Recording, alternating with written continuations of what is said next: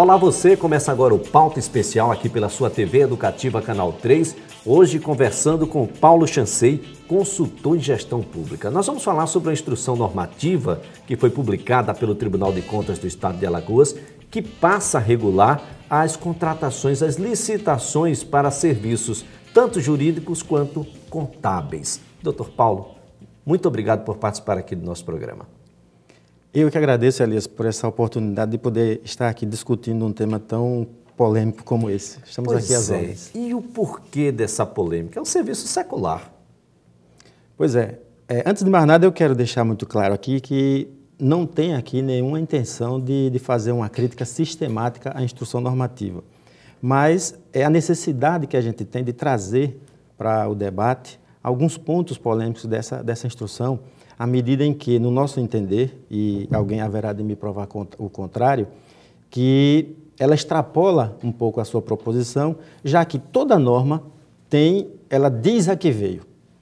A instrução normativa não é diferente, e ela já na sua ementa, ela diz, disciplina a fiscalização dos contratos pelo Tribunal de Contas, dos contratos de assessoria jurídica e assessoria contábil. Então, a gente deve entender o que é que significa disciplinar. Ao nosso entender, disciplinar não significa criar normas inovadoras, mas exercer um controle mais forte, um controle mais efetivo em função de normas já existentes. E nesse caso, em particular, eu queria dizer que os contratos de serviços jurídicos e contábeis, eles são classificados na lei de licitações como sendo de serviços técnicos especializados. Se, por exemplo, existisse, que não motivasse esse debate, essa polêmica, se existisse hoje uma dúvida do que é serviço técnico especializado, não, mas não existe. A própria lei, no artigo 25, inciso 2, ela remete ao artigo 13 da lei de licitações, enumerando quais são os serviços considerados técnicos especializados. O que o Tribunal de Contas invocou aqui foi muitos posicionamentos que já têm sido do Tribunal de Contas da União, da CGU, no sentido de que aos serviços chamados técnicos especializados devem estar agregados a questão de ser serviço técnico especializado, de o serviço ser de natureza singular e que ao profissional ou à empresa estejam agregados a notória especialização. Então, vamos lá. Se não há uma dúvida sobre o que é ou o que são os serviços técnicos especializados, já que a lei no artigo 13 define, não há também uma dúvida sobre o que é notória especialização. Porque já no artigo 25, parágrafo 1º, a lei diz claramente, e a própria instrução normativa já traz aqui, se não me engano, aqui no artigo 4º dela, que é uma reprodução textual da lei que define o que é serviço, o que é notória especialização. Então, o que ficaria entre serviço técnico especializado e notória especialização seria o permeio pela expressão de natureza singular. A doutrina entende que não existe singularidade no sentido de unicidade. Agora, a preocupação que vem, até por parte dos advogados mesmo, é que o próprio Estatuto da Advocacia coloca a impossibilidade do ato de você tratar esse tipo de serviço como comércio.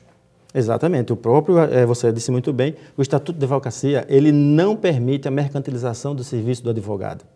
E quem é aquele que presta assessoria jurídica a um município ou a um órgão qualquer, se não for um advogado? Agora, tem outras preocupações, né, doutor Paulo? Por exemplo, como mensurar credibilidade, notoriedade, como mensurar, por exemplo, reputação? Exatamente. Então, essas questões que você colocou aí estão exatamente naquele ponto que nós falamos no início aqui, a questão da singularidade. Então, singularidade não significa unicidade no sentido de que apenas uma pessoa possa prestar aquele bem ou serviço, ou fornecer aquele bem ou prestar aquele serviço. Significa dizer que poucos têm a condição de fazê-lo. E nesse poucos, a gente entende que é a questão da agregação de valores intrínsecos, né, que se agregam a cada uma desses profissionais ou a essas empresas, que não tem como ser medidos em uma competição. No caso, credibilidade, reputação. Quer dizer, se você contrata, um particular mesmo que pretende contratar um advogado e ele quer se cercar de todos os cuidados para que a peleja dele, vamos dizer assim, com a justiça tenha mais chance de sucesso, ele vislumbra, ele observa no mercado quem é aquele profissional que tem um nome, que a expressão mais comum utilizada hoje por qualquer pessoa é dizer, vamos contratar um bom advogado. Então, a expressão bom advogado, ela é muito subjetiva, mas ela vai se clarear para a gente, vai se transformar para nós exatamente nessas questões que são subjetivas, que são valores subjetivos que não podem ser medidos, como agora, confiança, credibilidade. Esse serviço é secular, tanto na área jurídica quanto na área contábil. Acontece há muito tempo. O que é que aconteceu, de fato, para que o Tribunal de Contas agora passe a tentar regular esse tipo de serviço? E uma outra coisa, a gente já pode dizer que é uma obrigatoriedade por parte dos municípios? Boa questão. A questão dos serviços técnicos especializados, o que a gente tem que entender é o seguinte, não existem, nem todos os serviços são especializados e nem todos os serviços são comuns. Então, na hora que você tem que pesar, você tem que ver qual é o profissional que atende, principalmente no requisito de qualificação técnica, para que ele possa ser contratado com notória especialização, com dispensa ou com inexigibilidade de licitação, para que ele seja contratado diretamente. A instrução normativa, como diz a sua ementa, ela disciplina a fiscalização, ela não obriga. Mas em alguns momentos, se você... o problema maior está existindo hoje, e o que eu tenho percebido é uma inquietação e em alguns casos, um verdadeiro pavor dos municípios, é exatamente porque pela primeira leitura dessa instrução normativa, a gente deduz o seguinte, ou a instrução está mal redigida, ou ela está sendo mal interpretada.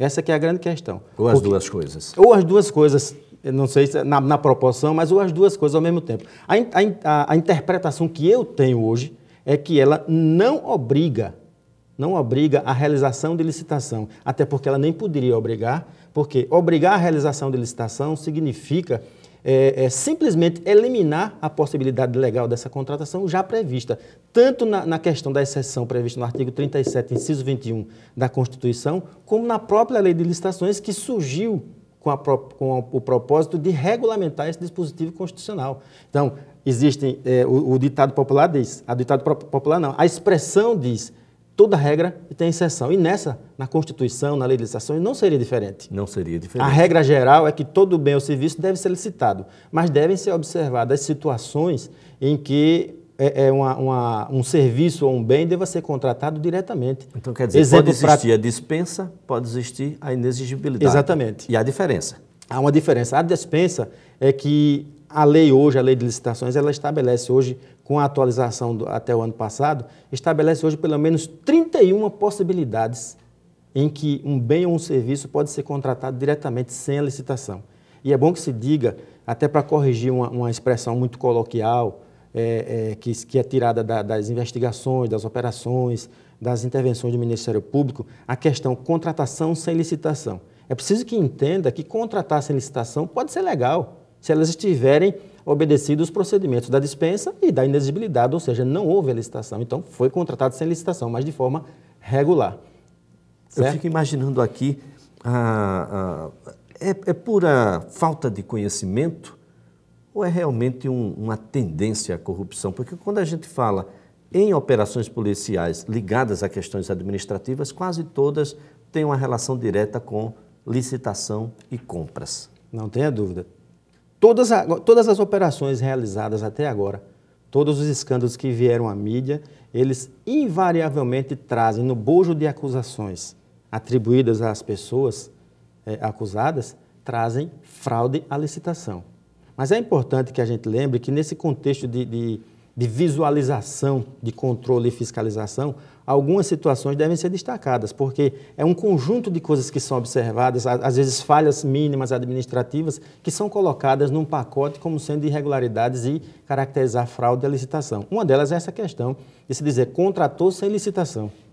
Então, que há o grande problema que existe dessas acusações em cima de supostas fraudes ou improbidade administrativa é também eu atribuo ao uso indiscriminado dessas modalidades de dispensa, de inexigibilidade.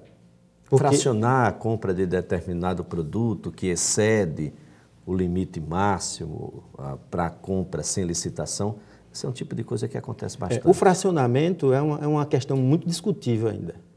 tem sido objeto de muita discussão, de muito debate, inclusive eu mesmo, nos meus treinamentos, nas minhas palestras, eu tenho levantado essa questão do fracionamento, porque a visão do Tribunal de Contas, da CGU, em relação ao fracionamento, é aquela de que todo bem ou todo serviço deve ser planejado inicialmente, e esse seria o caminho ideal para que não houvesse fracionamento, não houvesse tantas compras fracionadas, mas existem situações em que um bem ou um serviço não podem ser previstos no início do ano. São situações que acontecem no decorrer da administração, ainda mais na administração pública municipal, onde você lida no dia a dia com situações cotidianas, né? Uma escola que está com o telhado para desabar e você vai ter que consertar ali, um posto de saúde que precisa pintar, que precisa botar um azulejo, alguma coisa. Então, são serviços que não geram continuidade entre uma aquisição e outra e que, portanto, não pode caracterizar o fracionamento. A doutrina diz que as compras abaixo do valor limite de licitação devem ser feitas tantas vezes quantas sejam necessárias para atender aquela situação. Tantas vezes quantas sejam necessárias. E isso não há uma periodicidade legal para dizer se comprou agora, só daqui a 30 dias, só daqui a 6 meses eu vou. Não existe essa possibilidade. Essa periodicidade legal. Essa periodicidade não existe e essa possibilidade ela é real. Isso. As compras podem sim ser feitas sem licitação. Deve-se observar naturalmente um conhecimento melhor das regras dessa licitação. Olha, nós vamos continuar conversando aqui com o Dr. Paulo Chancey, ele é especialista em gestão pública e nós vamos voltar dentro de instantes. Olha, eu gostaria muito de saber, Dr. Paulo, o que é que deve acontecer, por exemplo, na contratação de um escritório que trabalhou contrário à sua campanha eleitoral, por exemplo, as campanhas que vão iniciar o ano que vem. É um bom tópico para a gente conversar daqui a pouquinho.